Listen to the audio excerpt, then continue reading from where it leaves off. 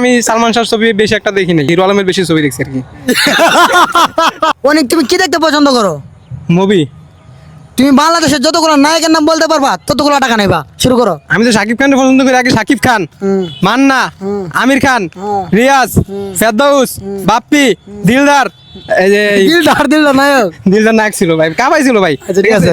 ডিপজল, আরমান শুভ, আরমান নিশু, মারুফ, আজান কেডা আছে।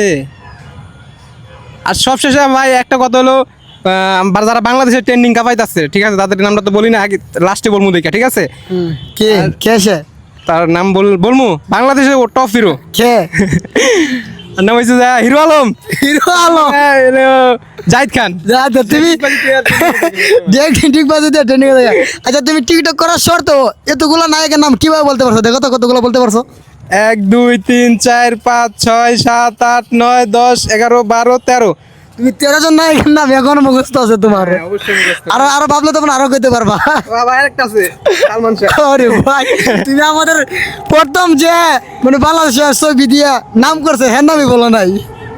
কে মান্না? এই যে সালমান শাহ নাম তো বলো নাই, লাস্টে বলছো। লাস্টে বলছি কারণ আমি সালমান শাহর ছবি বেশি একটা দেখি নাই। দেখো নাই? আমি বাংলাদেশের টপ হিরো ইয়ার ছবি দেখছি, হিরো আলমের বেশি ছবি দেখছি আর কি। মজা পাইলা?